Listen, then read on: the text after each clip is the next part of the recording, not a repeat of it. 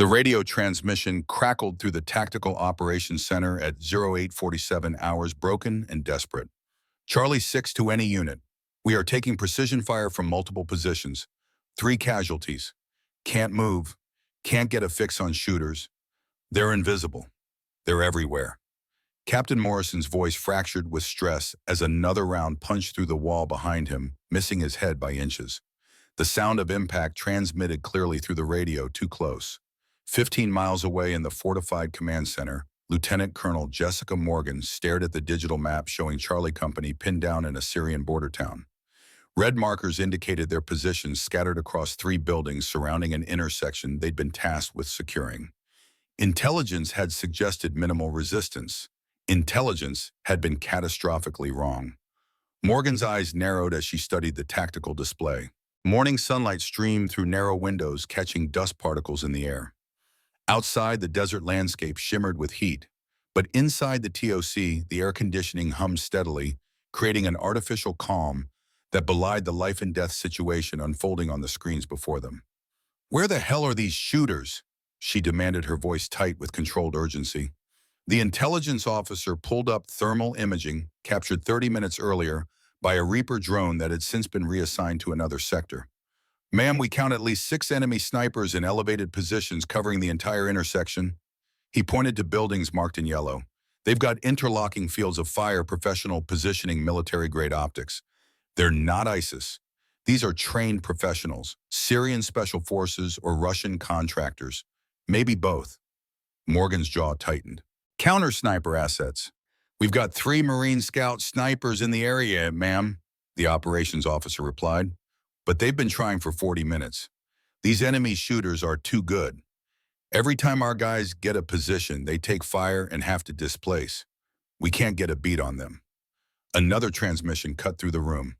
"Charlie 6, another man down. Leg shot bleeding bad. We need these snipers eliminated now or we're all dead."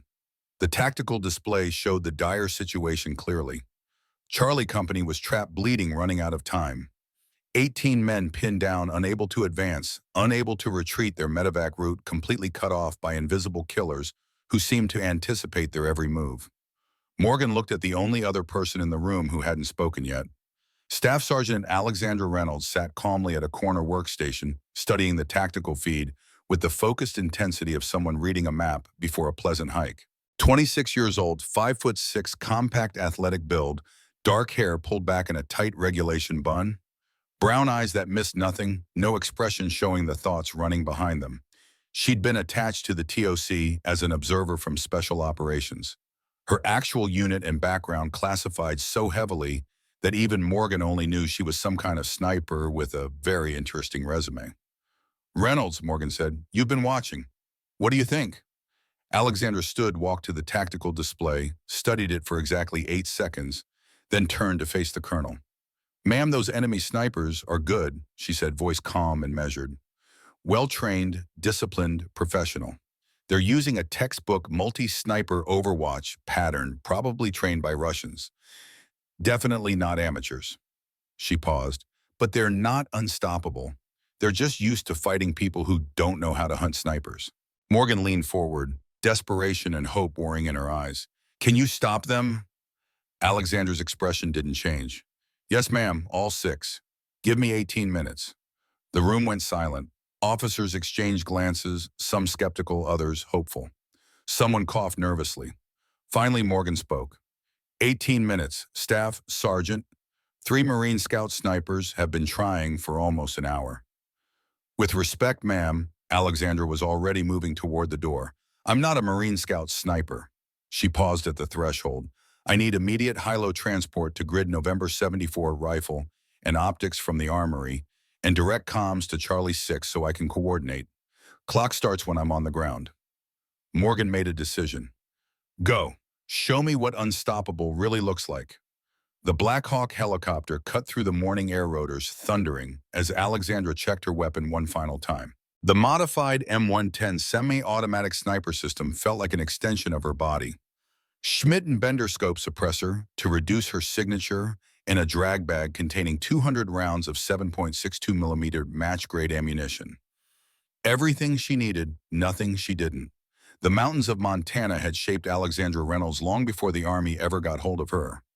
Growing up as the daughter of John Reynolds, a retired Delta Force operator who had taught her to shoot before she could ride a bike, the wilderness had been her classroom and wildlife her first targets. Those lessons in patience, observation, and predicting behavior would save 18 lives today. As the helicopter banked toward the landing zone, Alexandra's mind drifted back to her 12th birthday. Her father had taken her on her first deer hunt in the Bitterroot Mountains, 3 feet of snow on the ground and temperatures well below freezing. They had tracked a 10-point buck for 6 hours following subtle signs that would be invisible to untrained eyes.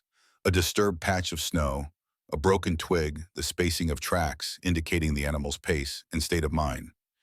"You're not hunting the deer you see," her father had told her, breath visible in the mountain air. "You're hunting the deer you don't see. Understand what he's thinking. Predict where he'll be. That's how you find him." When they finally spotted the buck across a ravine, her father hadn't let her shoot. Instead, he'd made her watch the animal through binoculars for an hour, studying its behavior, its patterns, the way it moved, and scanned for danger. "What did you learn?" he'd asked afterward. "He checks his back trail every 14 steps, she'd answered. "And he always pauses before entering a clearing, looks left first, then right." Her father had nodded, eyes crinkling with pride. "Next time, where would you position yourself?" "Northeast Ridge," she'd answered without hesitation. He'd never looked there first. 2 days later, they'd returned to the same area. Her father had positioned them exactly where she'd suggested. The buck had appeared precisely as she'd predicted, following the same pattern, checking its back trail, pausing at the clearing's edge, looking left first. Her shot had been clean, humane, perfect. Not because she was an exceptional marksman at 12, though she was, but because she had understood her target better than it understood itself. The helicopter touched down on a rooftop 3 blocks from where Charlie Company was pinned.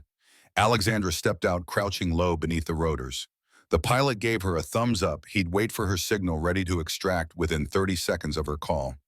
She moved to the roof edge, set up a hasty position behind an HVAC unit, and keyed her radio. "Charlie 6, this is Overwatch. I'm on station." "Sit rep." Captain Morrison responded immediately, his voice steadier now that help had arrived. "Overwatch, we have 18 men pinned in 3 buildings around an intersection. We've taken 7 casualties. 3 killed in action, 4 wounded. Enemy snipers have us completely locked down. We can't move without taking fire." "Copy," Alexandra replied, already scanning through her scope. "I need you to mark enemy firing positions every time they shoot. Use smoke if you can see the building. Verbal grid if you can't. Roger, but these guys are ghosts. They shoot and displace. We never see muzzle flash, never get a solid position." Alexandra was already scanning through her scope. The intersection below was a kill zone. Open ground with multiple elevated positions overlooking it from all sides. She could see why Charlie Company was trapped. 6 enemy snipers with coordinated fields of fire could dominate this entire area. But she was looking for something specific, patterns. "Charlie 6, next time someone shoots, I need immediate direction. Don't worry about precision, just general area." "Copy." 30 seconds later, a Marine tried to cross an alley. A single shot cracked out. The Marine went down, clutching his shoulder. "Northeast sector, 3-story building, top floor," Morrison reported instantly. Alexandra's scope swept to the building. She didn't see the shooter. He was already displaced, but she saw what she was looking for, a broken window that had been intact in her initial scan. The sniper had fired from there, then moved. She marked the position mentally and kept scanning. Over the next 5 minutes, 4 more shots rang out. Each time, Alexandra tracked the general direction, studied the aftermath, built a mental map of enemy positions. Most counter-snipers would try to spot the shooter and engage immediately. Alexandra was doing something different. She was analyzing the pattern of their coverage, understanding their tactical deployment, figuring out their coordination. After 5 minutes, she had what she needed. "Charlie 6, I have pattern recognition on enemy positions," she reported. 6 shooters positioned in buildings, creating interlocking fire. They're rotating, one shoots, others cover. Shooter displaces to backup position. Professional tactics, probably Russian trained. "Can you engage them?" Morrison asked, hope creeping into his voice. "Affirmative. I need you to do something for me. In exactly 60 seconds, I need someone to attempt crossing that intersection from Building 2 to Building 3. Just an attempt. Get visible, then get back to cover fast. You want us to draw fire? The disbelief was evident in Morrison's voice. I want them to reveal themselves. 1 minute. Alexandra moved to a different position on a rooftop set up behind a concrete ledge and ranged the distances to 6 buildings she'd identified as probable enemy positions. 680 meters to the northeast building, 720 to the northwest, 640 to the east, 710 to the southeast, 695 to the south, 750 to the west. She adjusted her scope, calculated for wind and elevation, and waited.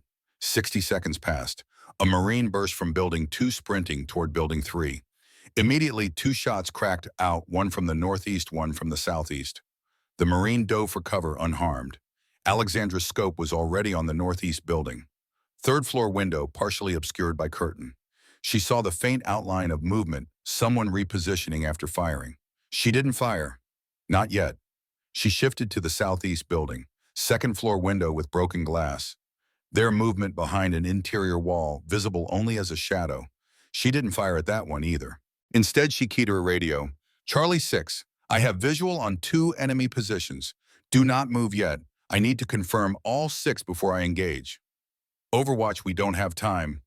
3 more minutes, trust me. Alexandra understood something most people didn't. Engaging one sniper would alert the others. She needed to identify all 6 positions before she started shooting, then eliminate them in rapid sequence before they could react and reposition. This wasn't about being a good shot, though she was exceptional. This was about understanding sniper psychology, predicting behavior, and disrupting coordination.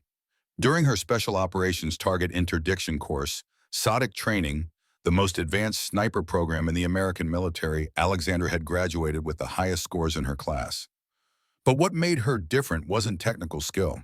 It was her ability to think like her targets, to understand the tactical psychology of enemy snipers, to get inside their decision-making process and predict their next move before they made it. In 6 years of operations across 3 continents, she'd eliminated 42 high-value targets. All confirmed kills, all at extreme range, most of them enemy snipers or commanders who thought they were untouchable. Today, she'd add 6 more. Her instructors had called it an almost supernatural ability to predict enemy sniper behavior and positioning. Her Delta Force evaluator had written that she thinks like the enemy better than anyone we've ever seen. Her last unit commander had described her as the most effective counter-sniper asset in the U.S. military. It wasn't supernatural, it was pattern recognition and tactical prediction refined through thousands of hours of practice. The kind of deep understanding that comes from being raised to think like prey in order to become a better predator. Charlie 6, I need suppressive fire on the northeast building, 3rd floor, Alexandra instructed. Spray the windows. Make them think you were trying to hit them. Don't actually expose yourselves. Just shoot from covered positions. Copy, engaging now. Rifle fire erupted from Charlie Company's positions. Rounds sparked off the northeast building. The enemy sniper there would be taking cover focused on the incoming fire, which meant he wouldn't see Alexandra. Her scope settled on the 3rd floor window. She could see the shape behind the wall now, someone crouching, waiting for the suppressive fire to stop. She fired. The suppressed M110 cracked quietly. Through her scope, she saw the impact. Center mass. The enemy sniper jerked and fell. 1 down, 5 to go. The other enemy snipers didn't know yet. The suppressed shot, the ongoing noise of Charlie Company's fire, the fact that their comrade was inside a building, they couldn't know he was dead. Alexandra was already transitioning to her next target. Southeast building, 2nd floor. That sniper would be watching the Marines looking for someone to expose themselves. She ranged the distance, 710 meters, and settled her crosshairs on the dark window. She waited. Patience was the sniper's greatest weapon. 15 seconds passed, then she saw it. Slight movement as the enemy sniper shifted position, adjusting his aim. She fired. The round crossed 710 meters in less than a second and punched through the window. The shadowy figure collapsed. 2 down, 4 to go. Clock running, 7 minutes elapsed. Now it got harder. The remaining 4 snipers would start to notice their teammates weren't responding on radio. They'd get cautious, suspicious. Alexandra needed to work faster. Charlie 6, smoke the intersection, she ordered. Every grenade you've got. Copy. Smoke grenades deployed. White clouds billowed across the open ground. The intersection disappeared into thick fog. The enemy snipers would be trying to see through it, watching for Marines attempting to move under cover of smoke. Alexandra used the distraction. She moved to the opposite side of her rooftop, set up a new position with a different angle.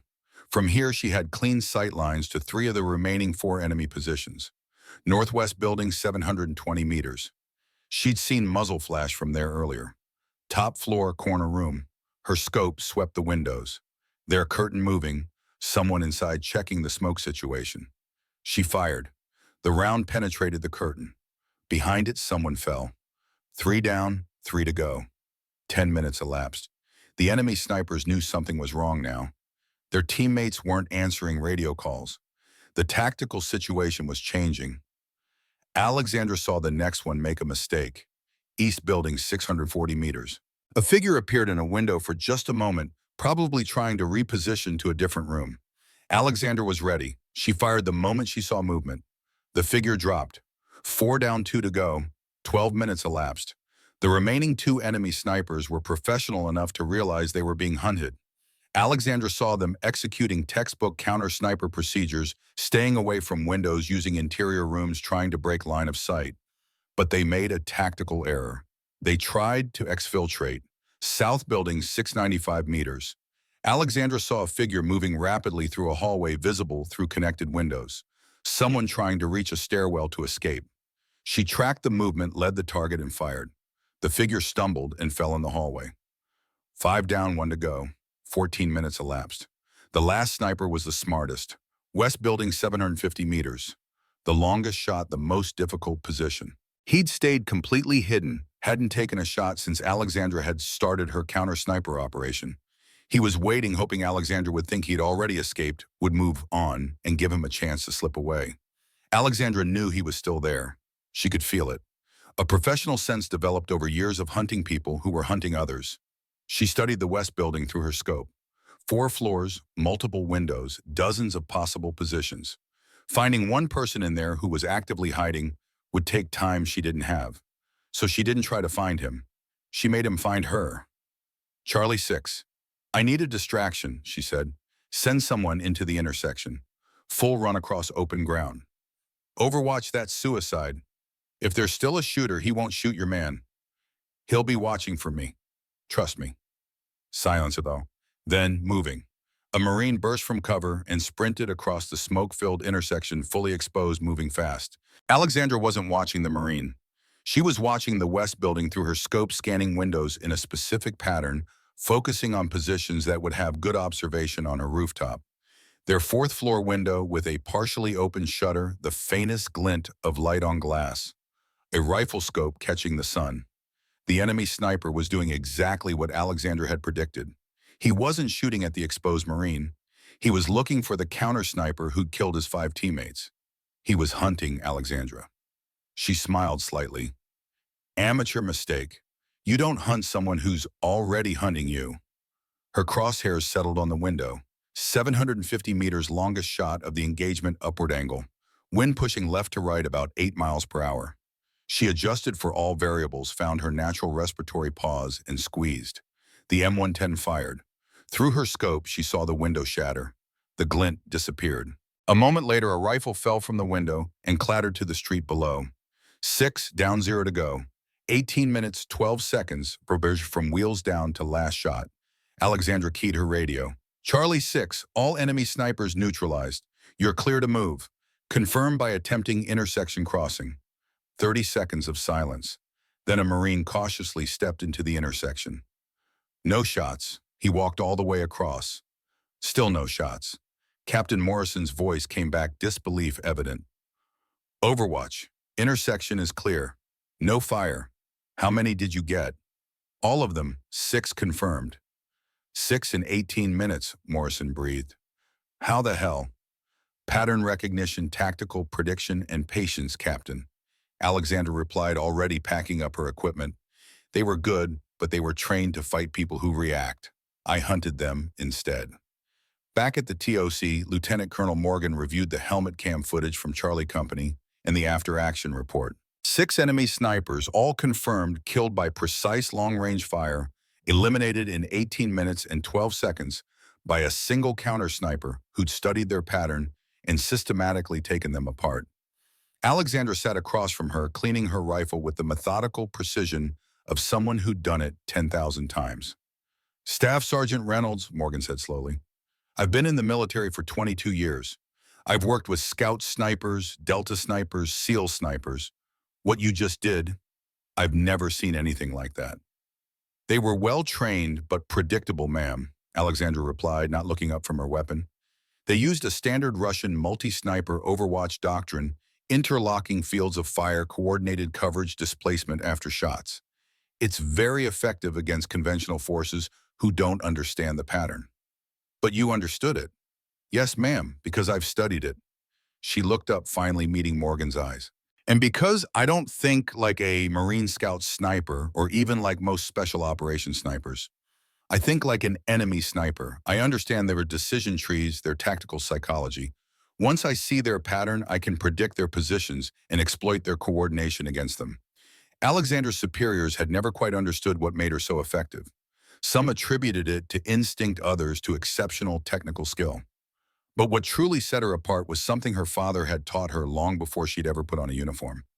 A deer doesn't know it has a pattern, he'd told her once sitting by a campfire in the Montana wilderness, stars bright overhead.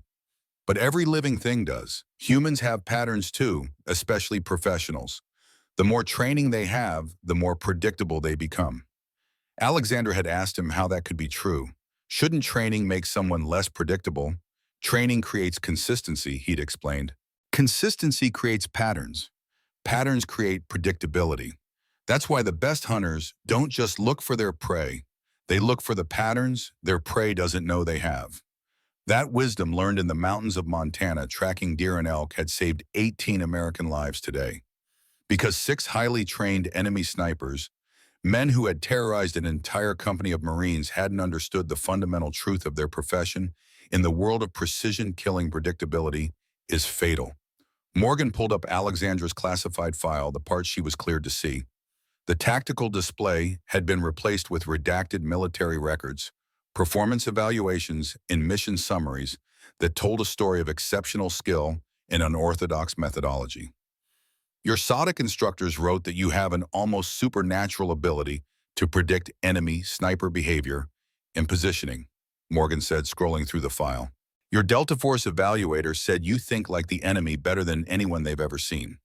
Your last unit commander wrote that you're the most effective counter-sniper asset in the U.S. military. Alexandra shrugged slightly, continuing to clean her rifle with practiced efficiency. I just understand how snipers think, ma'am. Most people don't realize that snipers are very predictable. We're trained to follow specific tactical doctrines to position ourselves according to specific principles. Once you understand those principles, you can predict behavior. You say we're trained like you're one of them. I am one of them, ma'am, Alexandra replied, looking up. I'm a sniper. I just happen to specialize in hunting other snipers. I understand them because I am them. I just think one step further ahead. Morgan studied her for a long moment. Walk me through it. How did you identify all 6 positions so quickly? Alexandra set down her cleaning rod and came to the screen. First principle, enemy snipers using coordinated overwatch aren't randomly positioned. They follow a tactical geometry, overlapping fields of fire, mutually supporting positions, escape routes planned. She pointed to the map.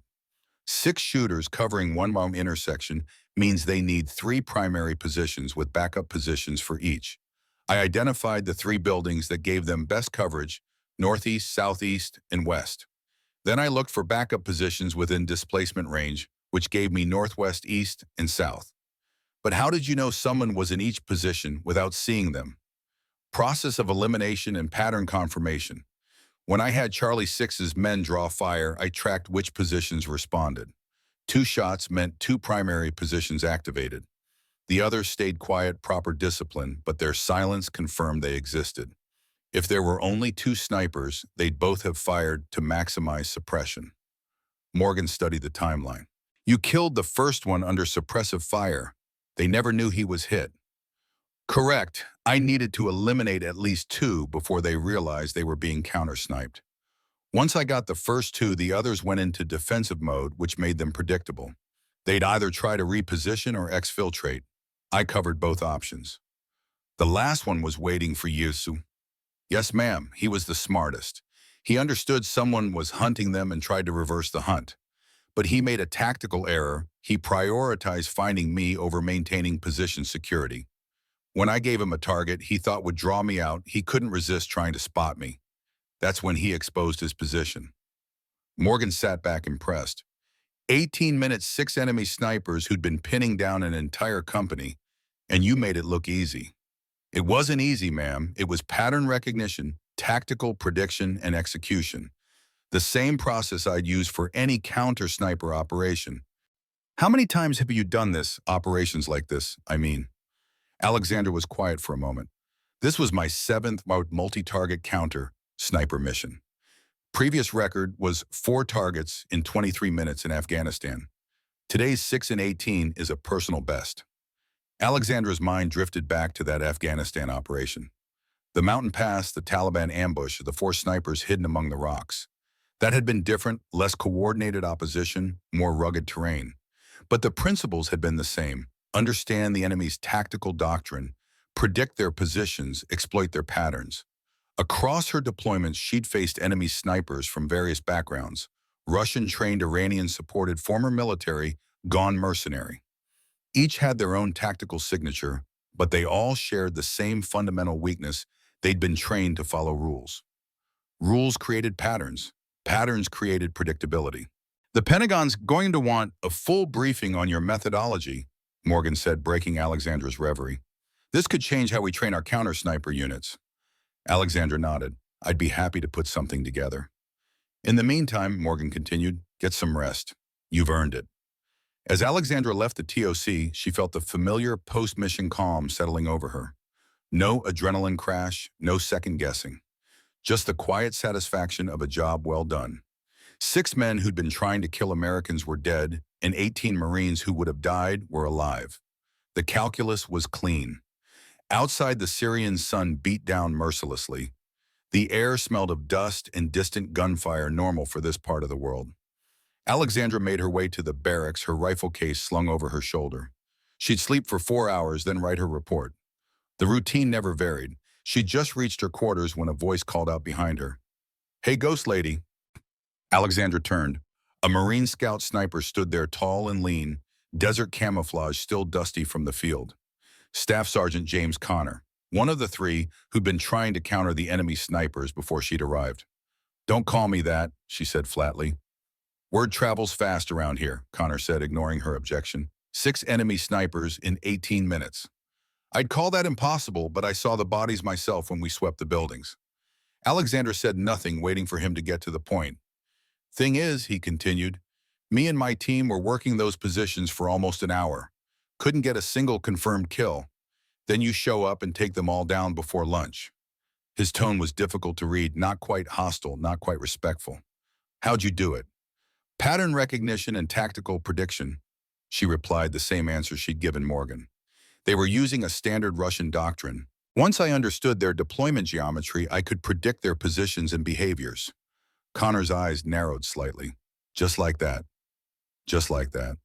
We're not idiots, Reynolds. We know Russian doctrine too.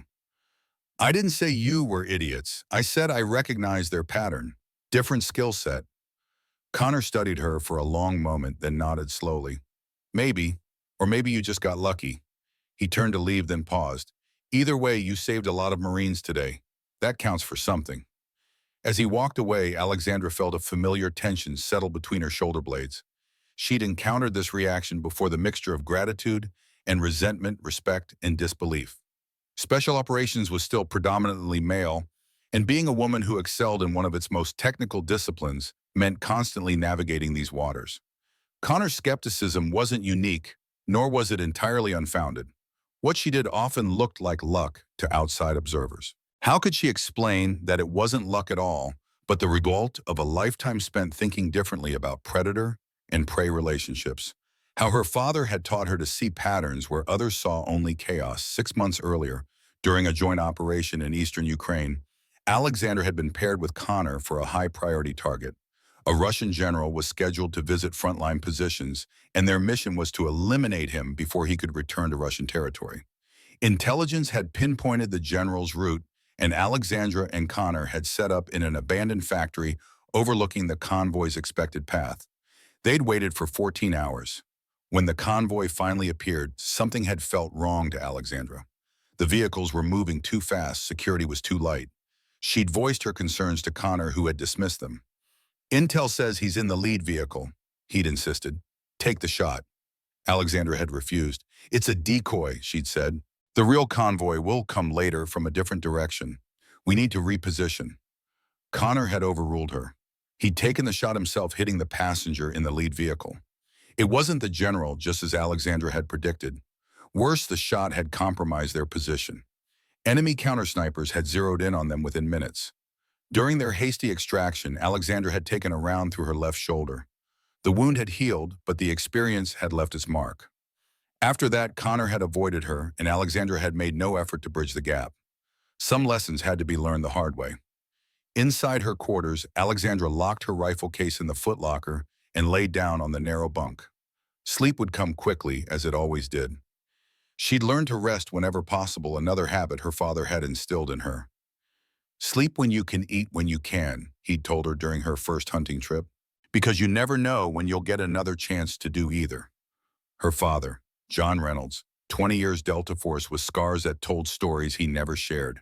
He'd raised her alone after her mother died of cancer when Alexandra was just 4 years old. Too young to remember much about her beyond the scent of lavender and a soft voice reading bedtime stories. After that, it had just been the two of them in their cabin outside Bozeman, Montana. Her childhood had been unconventional by any standard. While other girls her age were playing with dolls or learning ballet, Alexandra was learning to track deer through mountain forests, to read wind patterns in tall grass, to wait motionless for hours as the sun arced across the sky. Patience, her father had always said, is a predator's greatest weapon. By 16, she'd been able to hit targets at 1,000 meters with her father's custom Remington 700. By 18, she could track any animal through any terrain, could predict its movements based on subtle signs most people would never notice. When she'd enlisted in the Army at 19, the recruiter had asked about her hobbies. Hunting, she'd said simply. If he'd understood what she really meant, he might have fast-tracked her straight to special operations. The Army had recognized her potential quickly. After basic training and sniper school, she'd been selected for SOTIC, an honor usually reserved for operators with years of experience. There, her instructors had quickly realized she wasn't just another skilled shooter. Her ability to predict enemy behavior and positioning during exercises was uncanny. It's like she can read their minds, one instructor had written in her evaluation. Not minds, patterns. Sleep claimed her as these thoughts drifted through her consciousness. 4 hours of deep, dreamless rest, another skill she'd mastered. Then she'd wake, write her report, and wait for the next mission. Because there was always another mission. The sound of helicopter rotors woke her exactly 4 hours later. Alexandra sat up instantly alert. Her watch confirmed she'd slept precisely as long as she'd intended. Outside, the light had shifted, the harsh midday sun giving way to the softer glow of late afternoon. She changed into fresh fatigues, secured her weapon, and made her way back to the TOC. Morgan was still there, looking as if she hadn't moved since their last conversation. The tactical display now showed a different area of operations farther north along the Syrian border. Perfect timing, Reynolds, Morgan said as Alexandra entered. We've got a situation. The display zoomed in on a small border village. Red markers indicated U.S. Special Forces positions. Yellow markers showed suspected enemy locations. 12-man ODA team conducting village stabilization operations, Morgan explained, referring to an operational detachment, Alpha, a Special Forces A-team. They've reported enemy sniper activity in the area. 2 team members wounded in the last 24 hours. They've requested counter-sniper support. What do we know about the enemy sniper? Alexandra asked, studying the terrain. Single shooter from what they can tell. Long-range shots 800 to 1,000 meters. Professional.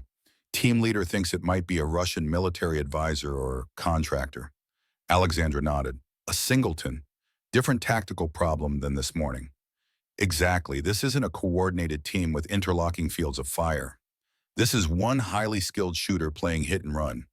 Team can't pinpoint the position since shooter displaces after every engagement. When do I leave?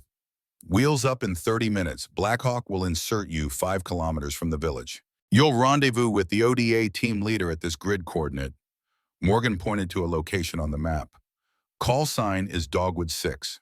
Alexandra studied the terrain again. Unlike the urban environment of the morning operation, this was rural rolling hills, scattered trees, open farmland. Different environment, different challenges. But the core principle remained the same. Understand the enemy's snipers, tactical psychology, predict his pattern, exploit his tendencies. Any other background I should know, she asked. Morgan hesitated. The ODA team leader is Captain William Mitchell. Alexandra's expression didn't change, but something flickered behind her eyes. I know the name. I thought you might. He was in eastern Ukraine 6 months ago. With Connor. Yes. Morgan watched her carefully. Is that going to be a problem? No, ma'am, it won't affect the mission. Morgan studied her for a moment longer, then nodded. Good. Because this sniper's already put 2 of Mitchell's men in the medevac. He needs your help, whether he knows it or not. 30 minutes later, Alexandra was airborne again, watching the Syrian landscape roll beneath her. The helicopter flew low, following the contours of the land to minimize detection. In her mind, she was already analyzing the problem. A singleton sniper operating in rural terrain was a different tactical challenge than a coordinated team in an urban environment. Singletons had advantages, greater mobility, smaller signature, less predictable patterns. But they also had weaknesses. Without a team, they had no one covering their movements. Without coordinated fields of fire, they had to choose positions that offered both concealment and escape routes. Most importantly, singleton snipers tended to develop personal habits. Favorite types of positions, preferred engagement distances, distinctive shot timing. These habits became their signature, their pattern.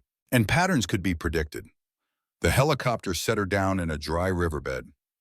Alexandra moved quickly away from the landing zone, establishing a covered position to observe the surrounding terrain. Once satisfied the area was secure, she began her 5-kilometer approach to the rendezvous point. Moving through hostile territory alone was second nature to Alexandra. She flowed from cover to cover like water finding its path downhill, efficient, silent, invisible. Her senses were heightened, registering every detail, the direction of the wind, the behavior of local birds, the texture of the ground beneath her feet. 2 hours later, she reached the rendezvous point, an abandoned farmhouse on a small rise. From here, she could see the village in the distance, nestled in a shallow valley. Perfect sniper territory, elevated positions all around, multiple approaches, plenty of cover. A figure materialized from the shadows of the farmhouse, tall, broad-shouldered, bearded. He wore no insignia but the custom HK-416 rifle, and the way he moved marked him as Special Forces. Reynolds, he asked quietly. That's me. Captain William Mitchell, Dogwood 6. He didn't offer his hand. Follow me, we've got a command post set up inside. The farmhouse's interior was Spartan but functional. Maps covered one wall, communications equipment another. 3 other operators were present, monitoring radios and cleaning weapons. They nodded to Alexandra but didn't introduce themselves. Special Forces operators weren't known for being talkative with outsiders. Mitchell pointed to the map. We've been running stabilization ops in the village for 2 weeks. 3 days ago, we started taking sniper fire. Long range, highly accurate. 2 of my men hit one through the shoulder at 800 meters, one through the leg at just over 950. Both shots came from different firing positions. Professional, Alexandra noted. Very. We've had counter-sniper elements scanning the likely positions, but this guy is good. Shoots and moves. Never fires from the same position twice. Russian, Quosi. Mitchell shrugged. Possibly. We've intercepted some Russian comms in the area. Could be Spetsnaz or GRU. Could be a contractor. Either way, he's disrupting our operations and endangering the local population. Alexandra studied the map, noting the terrain features, the lines of sight, the natural observation points. Already her mind was building a model of the enemy sniper's likely behavior. Has he shown any pattern in target selection? She asked. Mitchell considered this. Now that you mention it, yes. He seems to prioritize targets that appear to be leaders, anyone giving directions or talking on a radio. And he prefers shots in early morning or late afternoon. Alexandra nodded. This was useful information. The sniper was selecting high-value targets and choosing times when the light gave him advantages. Classic trained behavior. I need to see the positions he's fired from. Mitchell raised an eyebrow. We've already checked them thoroughly. Nothing useful. I'm not looking for physical evidence, Alexandra replied. I'm looking for pattern confirmation. Something flickered across Mitchell's face, skepticism perhaps, or grudging curiosity. All right, we can head out at dawn. Too risky after dark. One more question, Alexander said. Is he shooting to kill? Mitchell seemed surprised by the question. What do you mean? Both your men were wounded, not killed. Were those shots center mass that the men survived, or were they peripheral hits? Peripheral, Mitchell admitted after a moment's thought. Neither shot would have been immediately fatal even without medical attention. Alexandra filed this information away. A sniper who could hit targets at 950 meters could certainly make kill shots if he wanted to. The fact that he wasn't suggested something interesting about his tactical objectives. He's not trying to rack up a body count, she said. He's trying to disrupt your operations, create fear, force you to devote resources to counter-sniper efforts. Mitchell studied her with new interest. That's actually a good assessment. We've been so focused on trying to catch him that we've had to scale back our primary mission, which is exactly what he wants. Alexandra unfolded her own map. Show me where your men were hit and what direction the shots came from. For the next hour, they analyzed the incidents in detail. Alexandra asked precise technical questions about shot angles, wind conditions, victim positioning, and nearby cover. As the picture built, she began to see the outlines of the enemy sniper's methodology. He's using elevated positions all between 800 and 1,000 meters from the target area, she noted. Always with multiple escape routes, always with good cover to his rear. That's just good sniper practice, Mitchell pointed out. Yes, but it's specific good sniper practice, Alexander countered. He's prioritizing distance and escape over optimal firing positions. A different type of sniper might choose closer positions with better shooting angles, but more risk of detection.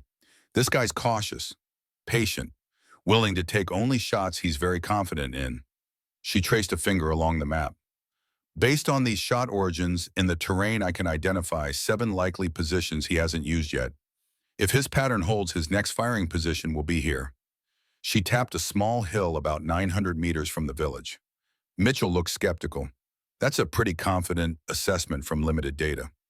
It's pattern recognition, not confidence, Alexandra replied evenly. Snipers follow tactical doctrines they've been trained in. Those doctrines create behavioral patterns. Once you understand the doctrine, you can predict the behavior. And if you're wrong, then I adjust the model and try again. She folded her map. But I'm not wrong. This isn't guesswork, Captain. It's tactical psychology. Mitchell studied her for a long moment. Ukraine, he said finally. 6 months ago, you were the female sniper who refused to take the shot. Alexander met his gaze steadily. I was the sniper who correctly identified a decoy convoy, yes. Connor took the shot. The mission was compromised. Yes. You were wounded during extraction. Yes. Mitchell's expression was unreadable. Connor said you got spooked, that you choked when it came time to pull the trigger. Alexander didn't respond immediately. There was no point arguing about Connor's interpretation. The facts spoke for themselves. The after-action review concluded the primary target was not in the convoy, she said finally, exactly as I assessed. The mission failed because we engaged a decoy, not because I refused to fire. Mitchell held her gaze a moment longer, then nodded slightly. Fair enough. We'll check out your predicted position at dawn. If you're right, we'll set up a counter-sniper operation. I'll need a ghillie suit in 24 hours to prepare a hide position, Alexander said. Once I'm in place, have one of your men create a target of opportunity in the village. Someone who looks like they're in charge talking on a radio in an open area. The enemy sniper won't be able to resist. You want to use one of my men as bait. With proper precautions, yes. Body armor, concealed position, apparent exposure. The enemy sniper needs to believe it's a viable target, but your man will be in minimal actual danger. Mitchell considered this, then nodded slowly. We can arrange that, but this better work, Reynolds. I'm not risking my people on a hunch. It's not a hunch, Alexandra said with quiet confidence. It's tactical prediction based on behavioral pattern analysis. The enemy sniper has shown us who he is through his choices. Now we use that against him. The next morning, Alexandra and Mitchell made their way through the pre-dawn darkness to the hill she had identified. Moving silently through the terrain, they found exactly what Alexandra had predicted, a perfect sniper position with clear lines of sight to the village, multiple escape routes, and good concealment. "Well, I'll be damned," Mitchell murmured as they surveyed the spot. Perfect setup, natural depression for prone positioning, rock formation for cover, clear view of the main thoroughfare. And signs of recent reconnaissance, Alexandra added, pointing to subtle disturbances in the soil and vegetation.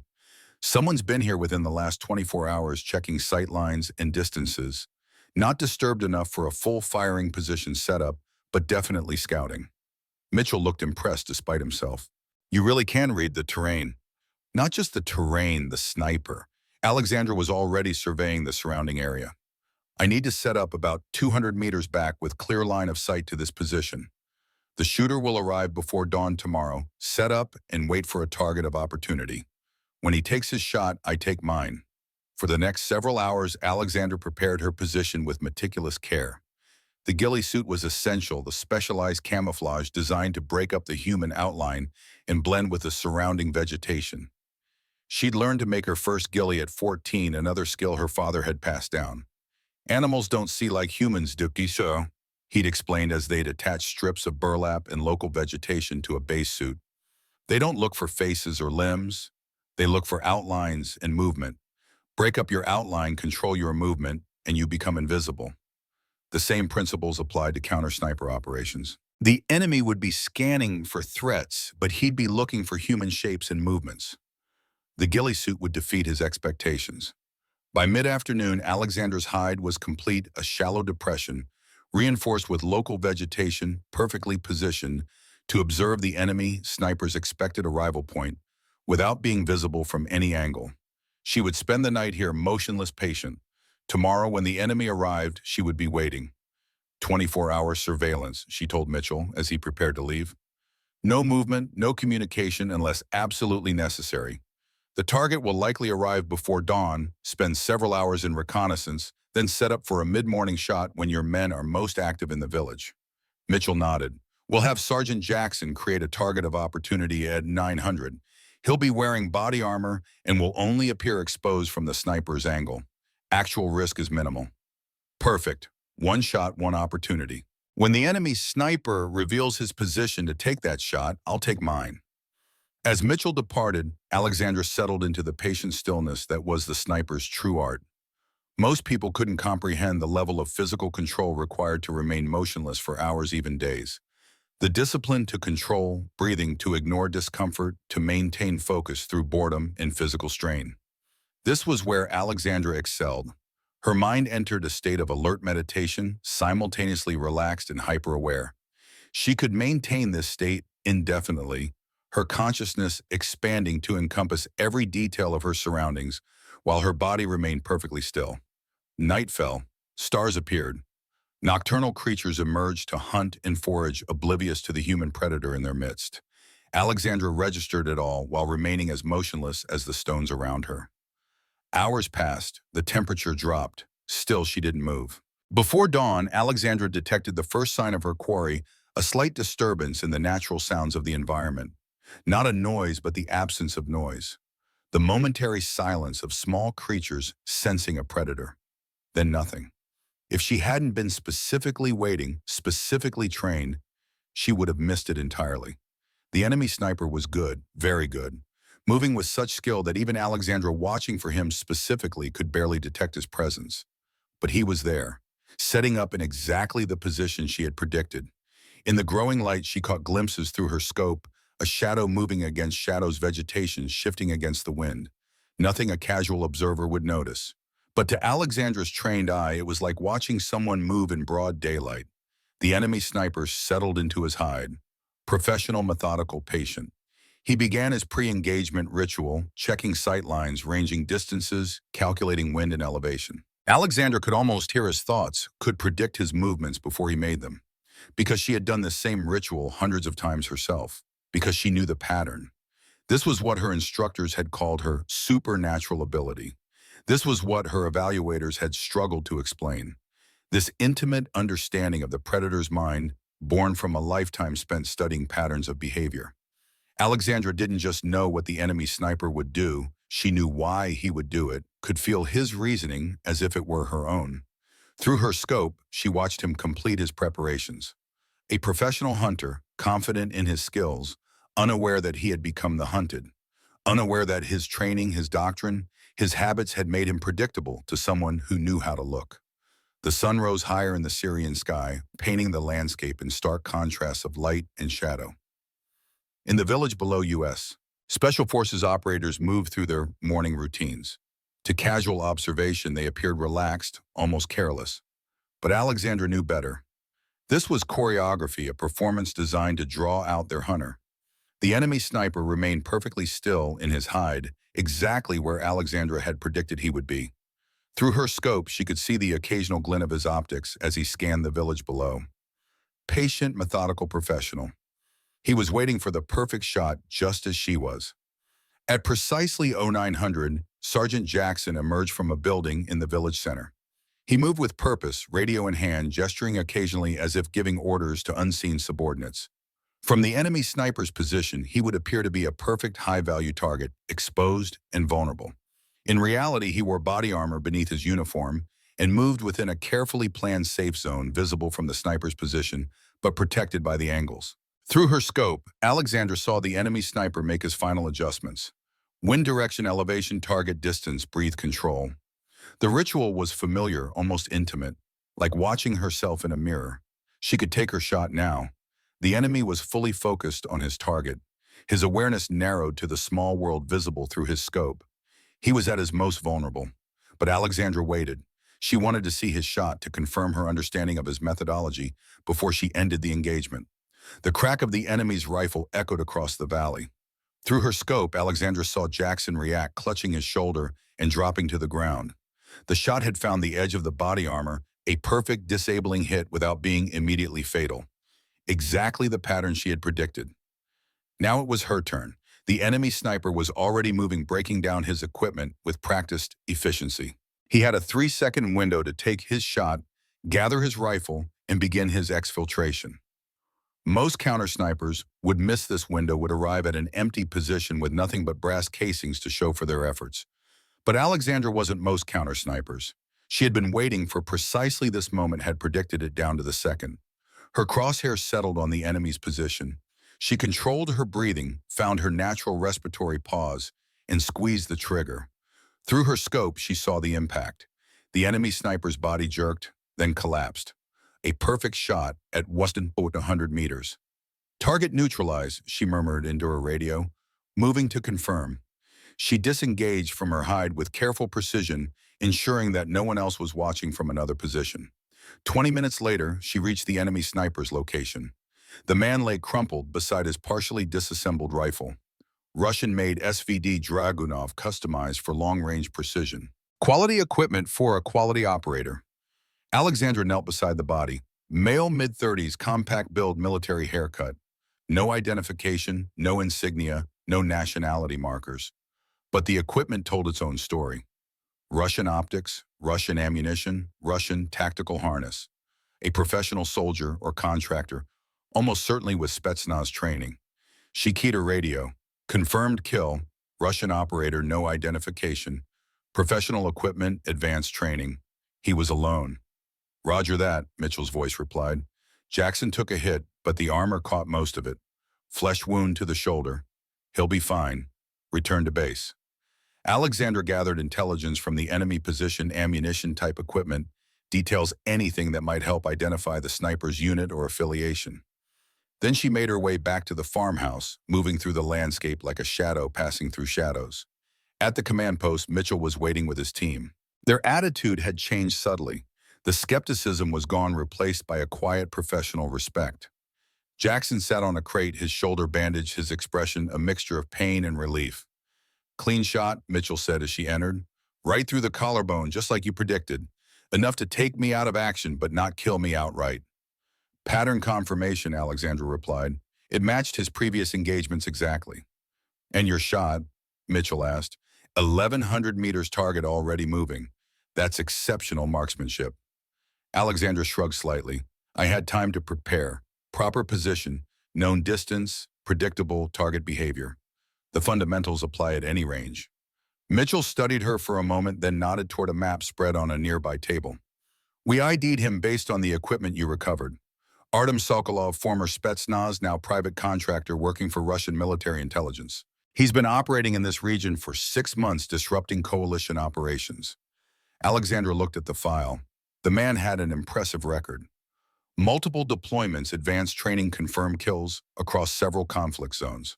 A true professional, and yet his training had made him predictable to someone who understood the patterns. What happens now? She asked. We continue our mission, Mitchell replied. With Sokolov eliminated, we can resume normal operations. The village stabilization program continues. He paused, then added, Good work, Reynolds. I owe you an apology for my skepticism. No apology necessary, Captain. Professional caution is always warranted. Mitchell seemed about to say more when the radio crackled to life. Dogwood 6, this is Overlord. Priority transmission. He grabbed the handset. Dogwood 6, send traffic. The voice on the radio was clipped urgent. New intelligence indicates high-value Russian asset inbound to your AO within 24 hours. General Viktor Baranov, GRU Military Intelligence, conducting field assessment. Priority target if opportunity presents. Details to follow on secure channel. Mitchell's eyes widened slightly. He acknowledged the transmission, then turned to his team. Secure the room, classified briefing. Once his operators had established security, Mitchell turned to Alexandra. You're not officially assigned to this operation, so I should send you back to base. But after what I just saw, he hesitated. We could use your expertise. Alexandra understood what he was offering. This wasn't just inclusion in a high-priority mission. It was professional redemption, a chance to correct what had happened in Ukraine. A second opportunity at a Russian high-value target. What do you need me to do? She asked simply. Mitchell pulled up a secure tablet. General Viktor Baranov, head of GRU Special Operations for the Middle East Theater. Career military intelligence, former Spetsnaz commander. He's been coordinating Russian proxy operations throughout Syria for the past 3 years. The tablet showed a stern-faced man in his 50s, silver-haired, hard-eyed, wearing a Russian general's uniform laden with medals. The kind of high-value target that intelligence agencies dreamed of accessing. Why would someone at his level risk a field visit? Alexandra asked. That's what makes this interesting, Mitchell replied. Baranov rarely leaves Moscow. When he does, it's for something critical. Intelligence suggests he's coming to assess a new weapon system being deployed through Russian proxies in the region. Something the Pentagon is very interested in. What's the mission profile? Surveillance primarily. Get eyes on Baranov, confirm his presence, document his activities and contacts. If an opportunity presents itself, we're authorized for capture or elimination, but that's not the primary objective. Alexandra studied the intelligence briefing. Baranov was expected to arrive by helicopter at a secured compound 10 kilometers north of their current position. He would remain for approximately 12 hours before departing. Security would be heavy, professional, and alert. This is a significant opportunity, Mitchell continued, but also high risk. Baranov will have top-tier security counter-surveillance, the works. Getting close enough for visual confirmation without being detected will be extremely challenging. I can do it, Alexandra said quietly. Mitchell raised an eyebrow. Confident assessment. Not confidence. Capability assessment. I've conducted long-range surveillance on secured compounds before. With proper preparation, I can get close enough to document Baranov's activities without detection. Mitchell considered this. If you're compromised, it could trigger an international incident. The U.S. officially has no combat troops in this region. We're here in an advisory capacity only. I won't be compromised. Something in her tone must have convinced him. Mitchell nodded slowly. All right, you'll lead the surveillance element. Jackson's out of commission with that shoulder wound, so I'll assign Peterson to accompany you as security. He gestured to one of his operators, a compact, weathered man with watchful eyes. Master Sergeant David Peterson nodded acknowledgement to Alexandra. She recognized the type immediately. Experienced, professional, minimal ego. someone she could work with effectively. "We move at dusk," Mitchell said. "Get your equipment ready and study the intelligence package. Peterson will brief you on the approach routes and fallback positions." For the next several hours, Alexandra immersed herself in preparation. She studied satellite imagery of the target compound, memorizing sight lines, cover positions, and approach angles. She cleaned and checked her rifle, prepared her ghillie suit with local vegetation, and packed her surveillance kit. As she worked, her mind kept returning to Ukraine, to the failed operations 6 months earlier. The parallels were unmistakable. Another high-value Russian target. Another opportunity that might not come again. Another chance to apply her unique methodology to a critical mission. Last time her assessment had been correct but overruled. This time would be different. Mitchell had seen what she could do. He would listen if she raised concerns. At dusk, Alexandra and Peterson moved out. They traveled light, carrying only essential equipment. Their approach would take them through rugged terrain, avoiding roads and open areas where Russian surveillance might detect them. "Mitchell briefed me on your counter-sniper operation this morning," Peterson said as they moved through the gathering darkness. Predicting the shooter's position like that, then waiting for him to reveal himself. That was impressive work. "Just applied methodology," Alexandra replied. "Enemy snipers follow tactical doctrines they've been trained in. Those doctrines create behavioral patterns. Once you understand the doctrine, you can predict the behavior. Simple as that. Simple in concept, complex in execution." Peterson considered this as they navigated through a rocky ravine. "You know, I was in Ukraine last year. Different AO than your operation, but same general scenario. Russian activity, high-value targets, counter-sniper concerns." Alexander said nothing, waiting for him to continue. "We had a situation similar to yours," he went on. "Intelligence identified a convoy carrying a Russian general. My team leader wanted immediate engagement. I advised caution, said something felt wrong about the intelligence. He overruled me." Peterson paused. "3 good men died when that convoy turned out to be a trap." Alexandra glanced at him. "Why are you telling me this?" "Because Mitchell told me what happened in your Ukraine operation.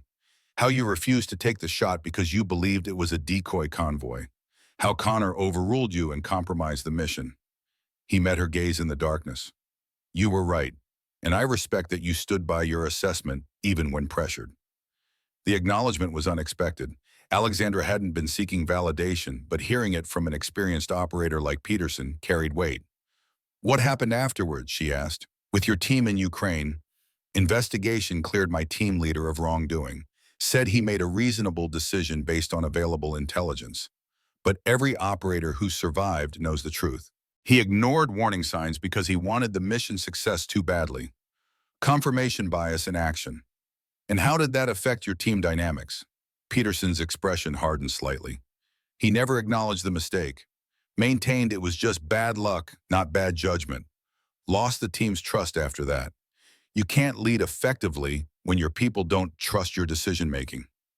They fell silent as they approached more exposed terrain. The conversation had revealed something important about Peterson. He valued sound judgment over ego, would speak up when he saw problems. That made him a valuable partner for this mission. By midnight, they had reached their observation position, a rocky outcropping with clear sight lines to the compound 900 meters from the target. Close enough for effective surveillance, far enough to minimize detection risk. The compound itself was well lit, with guards patrolling the perimeter and vehicles parked inside the walls. Alexandra set up her observation post with methodical precision. Thermal imaging camera, digital SLR with telephoto lens, directional microphone. All secured and camouflaged to prevent detection by counter-surveillance measures. "Baranov's helicopter is scheduled to arrive at 0600, Peterson whispered as they settled into position. "We maintain surveillance until he departs, then exfiltrate along the eastern route." Alexandra nodded, her attention already focused on the compound. Through her thermal scope, she could see the heat signatures of the guards, their patrol patterns, the warm engines of recently arrived vehicles. Already her mind was building a model of the security operations, identifying patterns and potential vulnerabilities. Multiple technical vehicles, she noted. Heavy weapons mounted, professional security posture. These aren't local militias. Trained personnel, likely Russian private military contractors or special forces advisors. Peterson adjusted his own optics. I count 16 personnel on active security. Four-man teams rotating shifts. Standard Russian security doctrine for high-value protection. Exactly, and Alexandra replied. And like all doctrines, it creates predictable patterns. She studied the guard rotations for several more minutes. The Eastern approach has a blind spot during shift changes. If we needed to get closer, that would be the vector. You think we'll need to move in? Hopefully not, but always plan for contingencies. The night passed slowly. They took turns on active observation, documenting security procedures, vehicle movements, personnel rotations. By dawn, Alexandra had compiled a comprehensive assessment of the compound's security posture. Professional, thorough, but with the small, predictable gaps that all security systems inevitably contained. At 0545, they heard the distant thrum of helicopter rotors. Incoming aircraft, Peterson murmured. Bearing 030.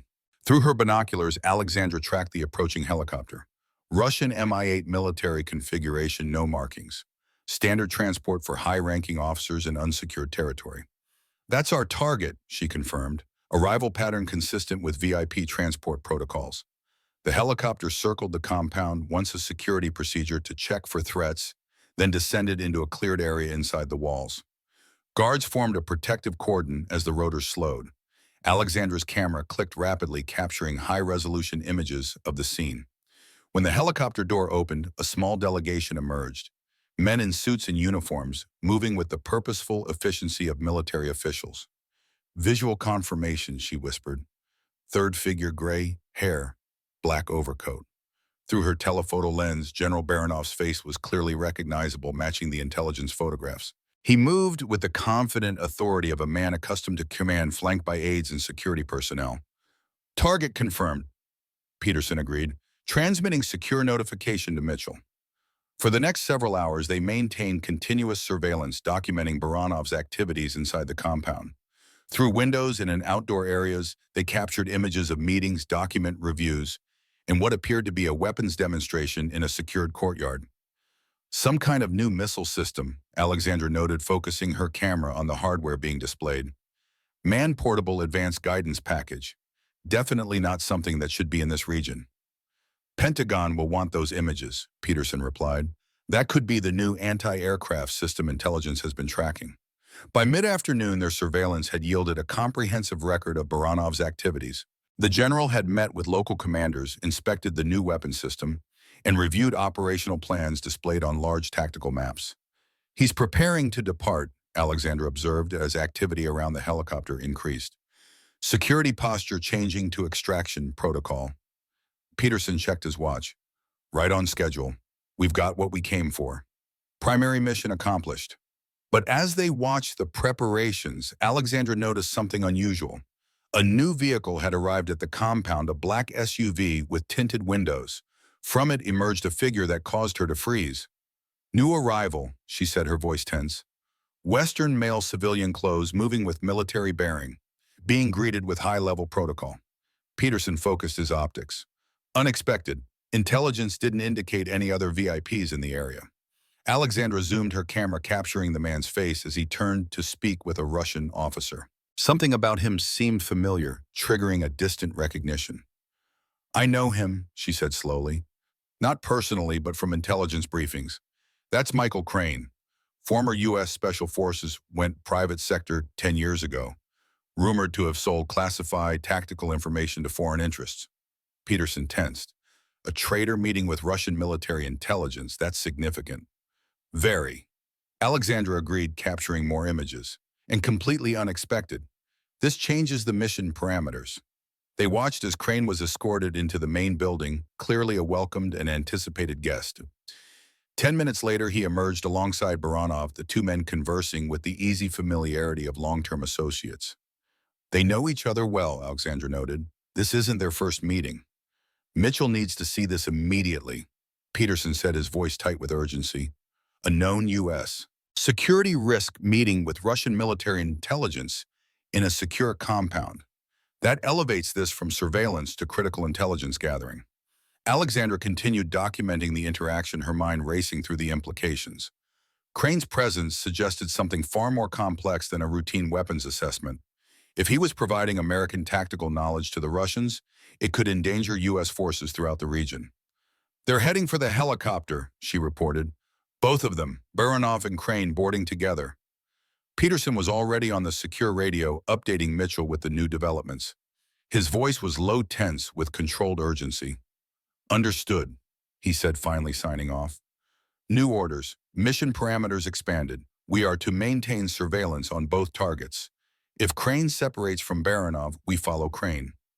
"Makes sense," Alexandra agreed. "Crane is the unexpected element. Intelligence will want to know where he goes, who he contacts." The helicopter rotors began turning their rhythmic thump, carrying across the distance.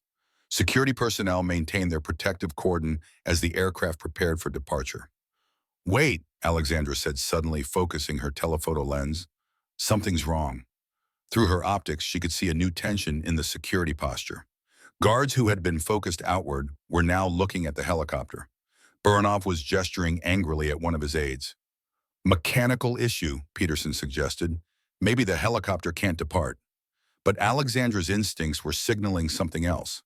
The pattern had changed. The ordered procedure of a VIP extraction had shifted to something more urgent, more improvisational. "This isn't mechanical," she said, her voice tight. "Their behavior indicates a security alert. They've detected something." As if confirming her assessment, the guards suddenly began moving with tactical purpose, forming new positions, scanning the surrounding terrain with increased intensity. "They're looking for something," Peterson murmured. "Or someone." "Or they've found something," Alexandra replied, a cold certainty settling in her stomach. "We need to move, now." They had just begun packing their surveillance equipment when the first mortar round impacted 50 meters from their position. The explosion sent rock fragments spraying across their hide dust, billowing into the air. "They've got our position," Peterson hissed, grabbing his rifle. "Counter-surveillance must have picked up our electronic signature."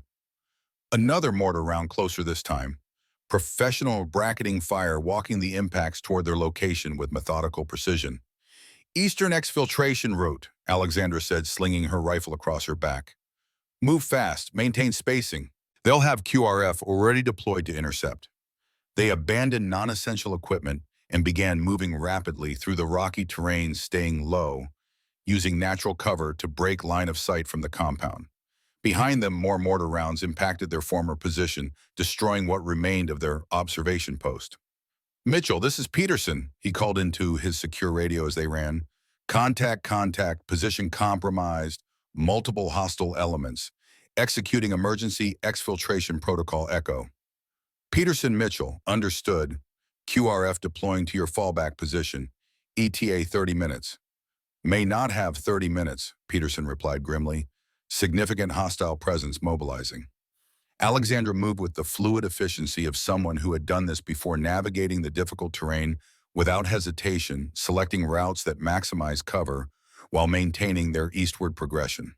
Her mind was calm, tactical, focused entirely on the immediate problem of survival and exfiltration. Behind them, the sound of vehicles and shouting carried through the dry air.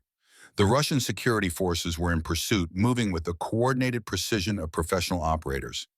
Not the disorganized response of local militias, but the methodical deployment of trained personnel executing a prepared contingency plan. "Vehicle approaching from the south," Alexandra warned, her keen senses detecting the engine noise before it became visible. "Technical with mounted weapon. We need to divert north, use the ravine for cover." They changed direction, pushing toward a deep natural cut in the landscape that would shield them from both observation and direct fire. The ravine would slow their progress, but offer protection from the pursuing forces. "How did they detect us?" Peterson asked as they slid down the ravine's steep side. "We maintained emissions discipline, proper concealment protocols. Professional counter-surveillance," Alexandra replied, already scanning for the next movement route. "Possibly with advanced technical capabilities." Or what?" She hesitated. "Or they knew we were coming." Peterson's eyes narrowed. "You think we were compromised before the mission even began?" "It's a possibility we have to consider." The security response was too quick, too coordinated, almost as if they were expecting counter-surveillance. They moved rapidly along the ravine floor, keeping close to the shadows cast by the steep walls. Above them, the sound of vehicles continued, searching teams deploying to cover likely exfiltration routes. Mitchell needs to know, Peterson said. If there's a compromise, the entire operation could be at risk. Agreed, Tim. But first we need to reach the fallback position. Communications can wait until we're secure. And they continued eastward using natural terrain features to mask their movement. Alexandra let her senses heighten to an almost supernatural degree.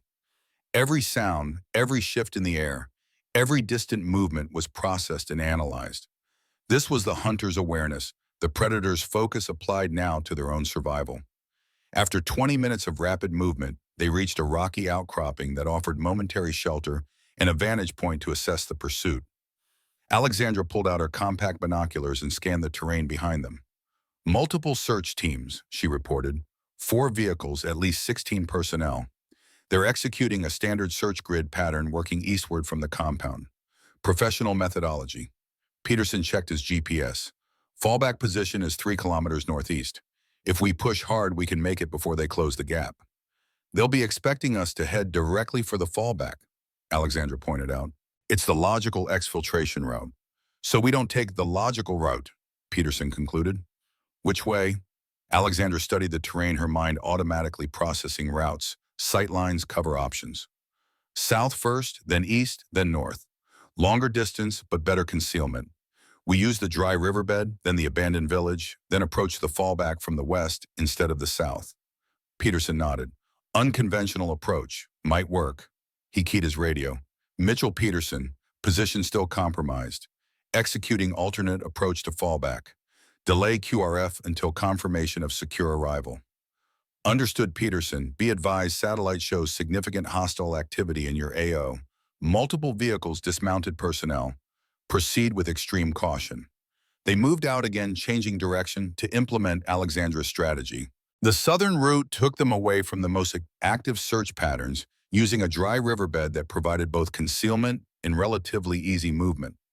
If they are tracking our communications, Alexandra said as they moved, they'll be converging on the fallback position, expecting us to arrive from the south or east.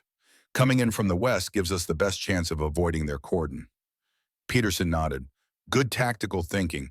Unconventional approaches often succeed where standard procedures fail.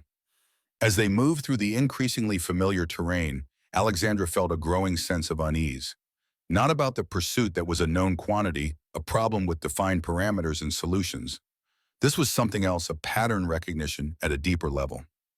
We've been in this exact situation before, she said suddenly. Peterson glanced at her. What do you mean? High-value Russian target, surveillance mission, unexpected elements, compromised position, rapid exfiltration under pressure. She met his gaze. Ukraine, 6 months ago. Understanding dawned in Peterson's eyes. You think this is connected?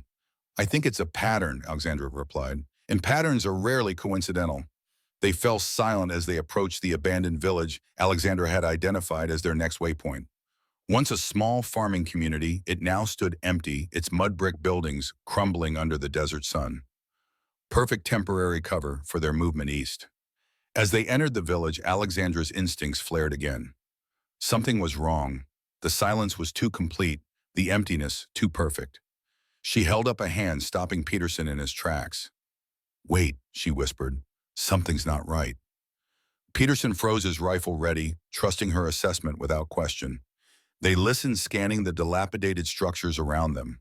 The ambush came from 3 directions simultaneously. Figures in tactical gear emerged from concealed positions. Weapons raised, moving with the disciplined precision of professional operators. Down, Alexandra shouted, diving for cover as the first shots rang out. They rolled behind a crumbling wall as bullets impacted around them. Not wild suppressive fire, but controlled precise shooting from trained personnel. 4 hostiles. Alexandra reported calmly, her mind automatically cataloging the threat. 2 north, 1 east, 1 south. Professional operators, tactical formation, synchronized assault. Peterson was already returning fire, his movements economical and precise. These aren't standard security forces. These are special operations personnel, Spetsnaz or equivalent. Alexandra leaned out briefly, fired 3 rapid shots, then ducked back as return fire chipped away at their cover. They predicted our route. This isn't a random search pattern intercept. They knew exactly where we'd be. Compromise mission parameters, Peterson agreed grimly. Someone knew our contingency plans. They were pinned down, outnumbered, facing professional operators who had established tactical superiority. The textbook response would be to find a defensive position, hold out, and wait for QRF to arrive. But Alexandra knew that approach would fail. The enemy had too many advantages, too much information. Standard procedure won't work here, she said, her mind racing through alternatives. They'll be expecting it. We need to do something unpredictable. Peterson glanced at her. I'm open to suggestions. Alexandra studied the village layout, the enemy positions, the available routes. As always, her mind processed the patterns, found the gaps, identified the opportunities that others would miss. They've established a cordon expecting us to move outward, she said. But what if we move inward instead, toward the center of the village, then underground through the old irrigation tunnels? Peterson's eyes widened slightly. How do you know about irrigation tunnels? Village this size, this region would have had a central water system with maintenance access. The entrance will be near the old well in the village center. It was a gamble based on pattern recognition rather than concrete intelligence. But in this situation, unconventional approaches offered the best chance of success. Worth a shot, Peterson decided. On my mark, suppressive fire north, then we move south through the buildings, working our way to the center.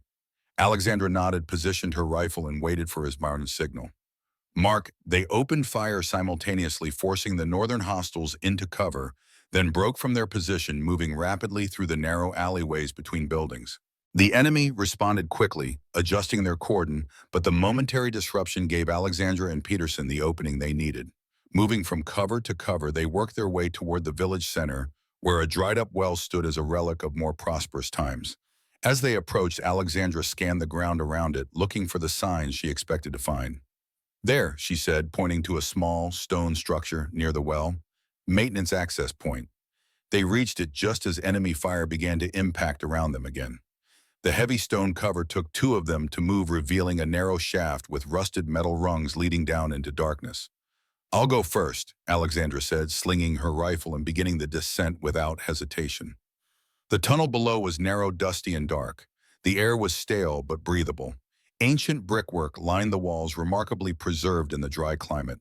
As Peterson joined her, sealing the access point behind them, Alexandra clicked on her tactical light, revealing a passage leading away from the village. These systems typically follow the natural water table, she explained, already moving forward. This one should head southeast toward the seasonal river. How far? Peterson asked, his voice echoing slightly in the confined space. Half kilometer, maybe more. Enough to clear their cordon if we're not detected. They moved rapidly through the ancient tunnel, navigating by Alexandra's tactical light and Peterson's compass heading. Above them, muffled by earth and stone, they could hear the sounds of the search continuing, the enemy still unaware of their underground escape route. After 20 minutes of careful progress, the tunnel began to slope upward. Ahead, a faint light indicated another access point. Careful, Alexandra warned. They may have personnel watching exit points. They approached the opening cautiously, Alexandra taking point. The access shaft was similar to the one they'd entered, leading up to what appeared to be another stone cover. She climbed the rungs slowly, listening carefully for any sound that might indicate hostiles nearby. At the top, she pressed gently against the cover. It moved slightly, revealing a sliver of daylight. She paused, listening, then slowly pushed it aside enough to peer out. They had emerged in a dry stream bed half a kilometer southeast of the village, well beyond the enemy cordon. No sign of hostiles in the immediate vicinity. Clear, she whispered down to Peterson. We're outside their search perimeter. They emerged cautiously, securing the cover behind them to hide their escape route, then immediately sought concealment among the rocks lining the stream bed. New heading to fallback position, Peterson asked, checking his GPS. Alexandra considered their options. If the mission is compromised, the fallback may be too. We should make direct contact with Mitchell. Confirm the situation before proceeding. Peterson nodded and keyed his secure radio. Mitchell Peterson, SITREP engaged hostile special operations elements. Evaded using unconventional route. Current position secure. Request situation update before proceeding to fallback. The radio crackled with static, then Mitchell's voice came through, tense and urgent. Peterson Mitchell, mission parameters compromised. Multiple hostile elements converging on fallback position. Primary exfiltration canceled. Proceed to secondary extraction point Delta. Authentication code Sierra Echo Victor Echo November. Peterson exchanged a look with Alexandra. The authentication code confirmed the transmission was legitimate, but the situation had clearly deteriorated significantly. Roger Mitchell, proceeding to Delta, ETA 3 hours. Peterson out. He turned to Alexandra. Secondary extraction point is a remote airstrip 20 kilometers east. Helicopter pickup, direct return to base. No intermediate stops. Alexandra nodded, already calculating routes, timing potential threats. We move fast, stick to terrain features for concealment, approach the airstrip from the north where observation is limited. As they prepared to move out, Peterson hesitated. Reynolds, what you said earlier about patterns, Ukraine 6 months ago now, this. Both operations targeting Russian high-value assets, both compromised in similar ways.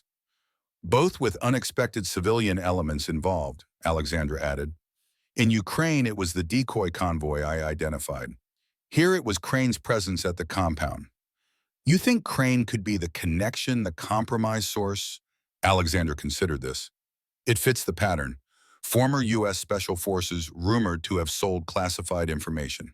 If he's working with Russian intelligence, he'd have access to operational methodology, contingency planning, standard procedures, which would explain how they anticipated our movements so precisely, Peterson concluded. They knew exactly what we would do because Crane told them exactly what we're trained to do. And if that's true, Alexandra said, then this mission was never about surveillance. It was about drawing us in, using Baranov as bait to lure U.S. Special Operations personnel into a trap. The realization landed heavily between them. If true, it meant the entire operation had been compromised from the beginning. Worse, it suggested a level of counterintelligence sophistication that posed a significant threat to all U.S. operations in the region. Mitchell needs to know, Peterson said grimly. This goes beyond our immediate situation. It could affect every operation in theater. We tell him at extraction, Alexandra replied. For now, we focus on reaching Delta, one problem at a time. The journey to extraction point Delta took them through increasingly rugged terrain. They moved quickly but cautiously, avoiding open ground and maintaining vigilant awareness of potential pursuit. Alexandra led, selecting routes that balanced speed with security, always mindful of the patterns enemy search teams would follow. As dusk approached, they crested a ridge that gave them a clearer view of the extraction point, a small concealed airstrip cut into a flat stretch of terrain barely visible against the surrounding landscape. No vehicles or personnel were visible, exactly as it should be for a covert extraction site. Looks clear, Peterson murmured, scanning the area through his binoculars. No signs of hostile presence. Let's not assume anything, Alexandra replied. She studied the surrounding terrain, looking for any anomalies or irregularities that might indicate an ambush. We approach from the north as planned, using the ridgeline for cover. Final assessment at 300 meters before committing to the landing zone. Peterson nodded. Agreed. Mitchell's transmissions indicated the extract bird is on station, holding at safe distance until our arrival signal. They began their final approach, moving with heightened caution. The stakes were higher now. They carried critical intelligence about a potential compromise that could affect operations across the entire theater. Getting this information back to command was paramount. As they reached their final observation point, Alexandra conducted a methodical scan of the extraction site. Everything appeared normal, but something nagged at the edge of her awareness. A pattern that wasn't quite right. See anything? Peterson asked, sensing her hesitation. Nothing specific, she admitted, but something feels off. She focused on the southern end of the airstrip, where a small cluster of maintenance buildings provided the only vertical elements in the otherwise flat landscape. The buildings. There should be heat signatures from small animals, rodents, birds, insects, but my thermal is showing nothing. Complete absence of wildlife. Peterson's expression tightened. Recent human activity could have cleared them out. Exactly. Alexandra shifted her position slightly, changing her angle of observation. I want to check something before we commit. She studied the ground around the maintenance buildings, looking for the subtle signs that would confirm her suspicion. There, a faint line of disturbed soil, barely visible in the fading light, the kind of disturbance created when a tripwire is installed. They've prepared a welcome, she said quietly. Classic ambush setup. Trip lines around the perimeter probably connected to claymores or similar. Main force likely concealed in or behind the maintenance buildings with overwatch positions on the surrounding high ground. Peterson swore softly. How did they know about Delta? It's not even in our standard contingency planning. It's a backup to the backup. Crane, Alexander replied simply. If he's been feeding information to the Russians, he would have access to that level of operational detail. This confirms our theory the entire mission was a setup from the beginning.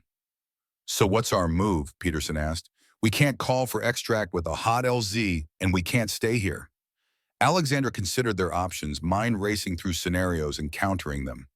They needed to get the intelligence back, but they also needed to stay alive to deliver it. And now that they knew Crane was potentially compromised, they had to assume all standard protocols were as well. We need to change the equation, she said finally. Use their own trap against them. What do you have in mind? They're expecting us to approach the airstrip directly. That's where they've set their ambush. But what if we give them a different target? She pointed to a rocky outcropping about a kilometer to the west of their position. We set up a diversion there, something to draw their attention and fire. While they're focused on that, we move to the extraction point from an unexpected direction. Peterson thought it through, then nodded slowly. Could work. What kind of diversion? A thermal signature that mimics two humans. We can use our emergency blankets wrapped around heated rocks. When they detect the heat signatures, they'll assume it's us setting up an observation position before approaching the airstrip. And when they investigate, we'll be coming in from the east instead of the north, Peterson finished, hitting the extraction point from a direction they haven't covered. Exactly. They worked quickly preparing the decoy heat signatures and placing them among the rocks of the western outcropping. Once satisfied with the setup, they began a wide, circuitous route that would bring them to the eastern edge of the airstrip, the opposite direction from their prepared ambush. 2 hours later, they were in position. Through her thermal scope, Alexandra could see movement around their decoy. The enemy had taken the bait, dispatching a team to investigate the heat signatures on the western outcropping. Now, she whispered. They moved quickly across the open ground, staying low using the darkness for concealment. When they reached the edge of the airstrip, Peterson keyed his radio. Whiskey Delta, this is Echo Actual. LZ is compromised, but we've created a window. Request immediate dust-off east side of strip, no lights, minimal ground time. Authentication code Foxtrot 79er Tango. There was a brief pause, then a response. Echo Actual Whiskey Delta. Authentication confirmed. Inbound your position, ETA 3 minutes. Be ready to move fast. They waited in tense silence. In the distance, they could hear sporadic gunfire as the enemy team engaged their decoy position, still unaware of their true location. The diversion was working, but it wouldn't last long.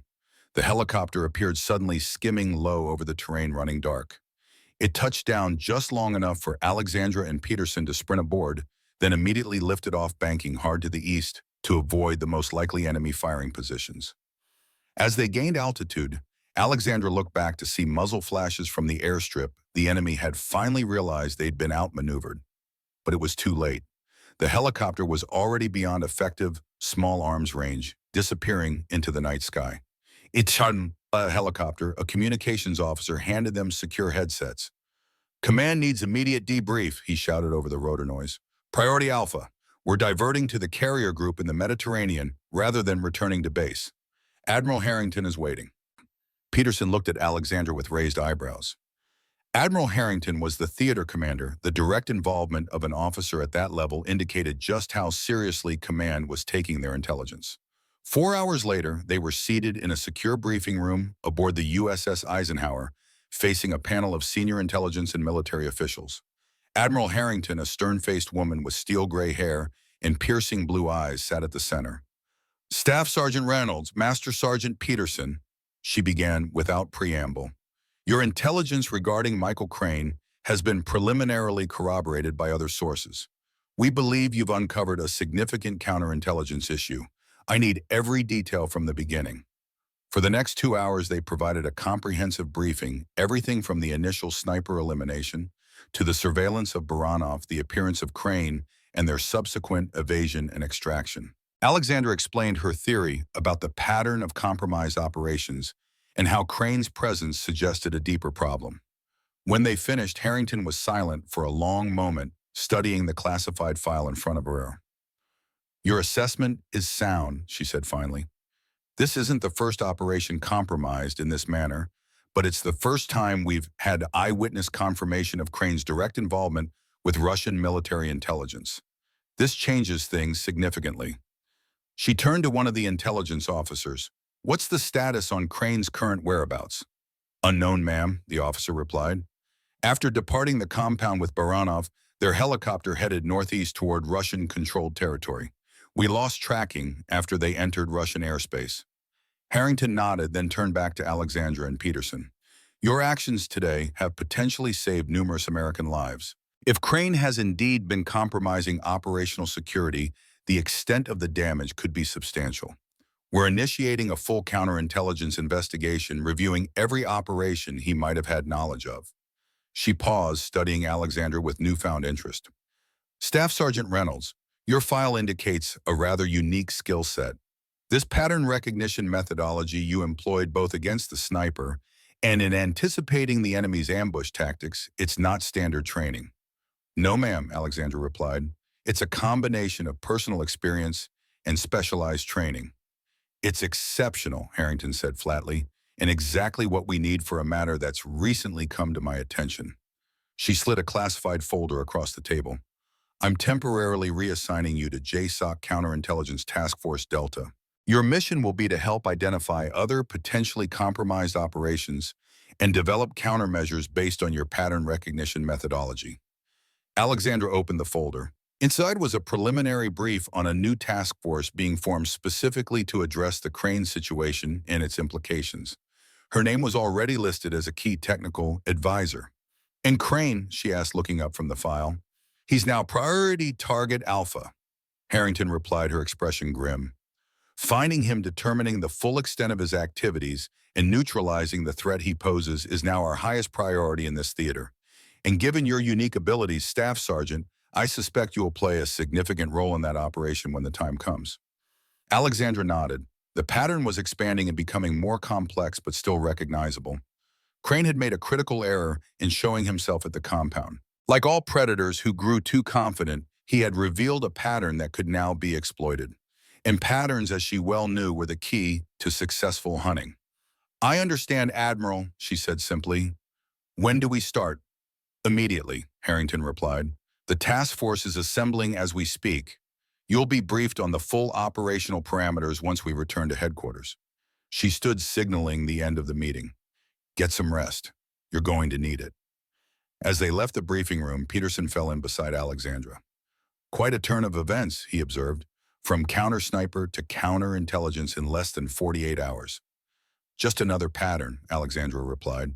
"Different application and same principles." Peterson smiled slightly. "You know, when this is all over, I'd be interested in learning more about this methodology of yours. Might come in handy." "It takes years of practice," Alexandra warned, "and a certain way of seeing the world." "I've got time," Peterson said, "and after what I've seen you do, I'm willing to learn." Alexandra considered this. Throughout her career, she had largely worked alone, trusting her own instincts and assessments above others. But Peterson had proven himself both in his willingness to trust her judgment and in his own competence under pressure. Perhaps it was time to share some of what her father had taught her. "We'll see," she said, not committing but not refusing either. "First, we need to catch Crane." "And we will," Peterson replied with certainty. "He has a pattern, too. He just doesn't know you're hunting him yet." Alexandra nodded. Crane was trained, experienced, and now operating with the resources of Russian intelligence behind him. But he had made the most fundamental error a predator could make. He had revealed himself. And in the world of shadows, visibility was fatal. As they made their way to their assigned quarters, Alexandra felt a familiar sense of purpose settling over her. The hunt was changing, expanding, but the fundamentals remained the same. Understand the target, identify the pattern, exploit the predictability. Crane thought he was the hunter, manipulating operations from the shadows, playing both sides against each other. But he had never faced someone like Alexandra Reynolds, someone who had spent her entire life learning to see what others missed, to understand what others overlooked, to predict what others never anticipated. The enemy believed they were hunting her. But as her father had taught her long ago in the mountains of Montana, True hunters are never hunted. They simply allow their prey to believe they're in control right until the moment the trap closes. And Alexandra was very, very good at closing traps.